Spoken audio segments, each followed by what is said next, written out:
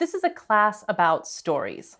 The stories we tell and the stories that we're told, and the stories that shape our world. This is a class about how we tell stories well, and perhaps even more importantly, how we receive or read stories well. So I want to talk a bit about why stories matter. You see, in a world that values innovation and practical skills, and in an educational system increasingly geared toward an obvious career path, literature can easily just fall by the wayside as entertainment and escape, something nice but unnecessary. Such thinking is not only wrong, it is incredibly dangerous. The stories we tell help us make sense of our world and our place in it. As moral philosopher Alistair MacIntyre explains, man is, in his actions and practices, as well as his fictions, essentially a storytelling animal. I can only answer the question, what am I to do, if I can answer the prior question of what story or stories do I find myself a part. We enter human society with one or more imputed characters, roles into which we have been drafted.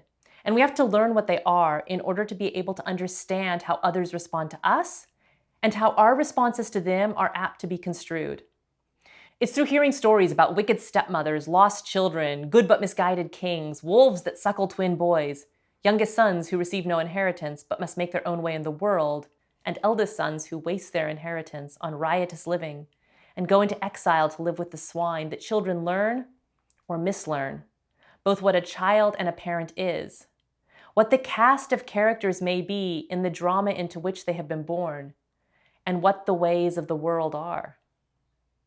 Deprive children of stories, and you leave them unscripted, anxious stutterers in their actions as in their words. Did you hear that last line? Deprive children of stories, and you leave them anxious, unscripted stutterers in their actions and their words. Our stories teach us who we are to be, how we are to act, even what we can expect from life. In fact, stories serve as a form of empirical, that is, observable and verifiable evidence of how the world works. Have you ever watched a little kid, maybe 12 months old, knock over a cup or drop a fork over again and over again? Children are being like little scientists in this moment, conducting experiments on gravity, observing that every time the fork or cup is released, it falls to the ground or tabletop and makes a noise. If I drop this pin right here, you expect it to fall. In fact, if it doesn't, you'd instantly assume there were some special effects at work. Stories do much the same thing. As we receive stories, we observe their patterns. We start to learn how the world works, how the people around us work, how God works. This is why we get so angry when stories don't go the way they should, when characters do things that don't make sense, or the ending seems wrong somehow.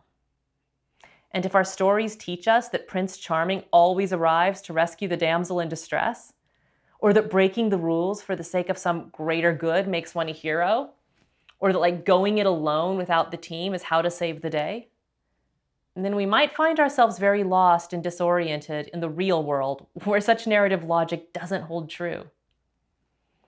But if our stories teach us how the world and people and God work, what does happen if our stories are bad or even destructive?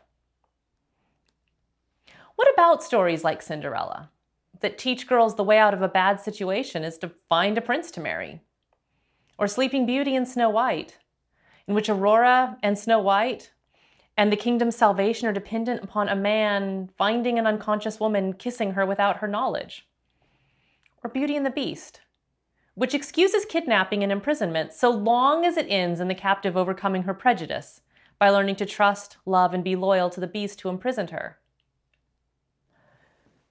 If we give kids stories like these, what are we teaching them about human relationships? About how men and women relate to each other?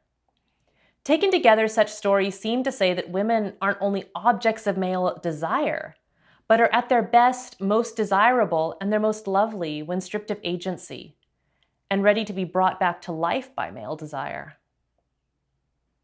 I don't really want my daughter or my son to know such stories. to accept them like laws of physics as true and reliable representations of how humans ought to relate to each other. Now, okay, you may argue these are fairy tales, get over it.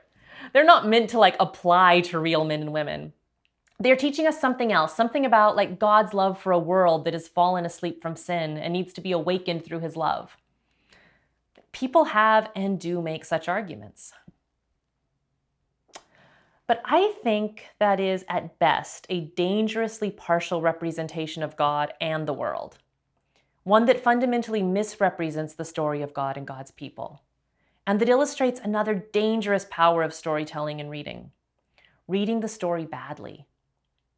Even if a story is a good story, a sacred story, like the story of God and God's people in the Bible, we have the power as readers to read that text in a way that can free and redeem and renew, or imprison and dispossess and destroy. Being aware of how stories are shaping our understanding of the world, of what is true and good and what is false and evil, is an essential skill in our story-saturated world. And for those of us who are part of a faith tradition committed to a sacred text, particularly for those of us committed to the Bible as a true and good story of God and God's people, learning to read well, learning to read creatively and in ways that heal, that becomes an act of faithfulness. Reading that way becomes an act of justice and righteousness that helps bring redemption to the world.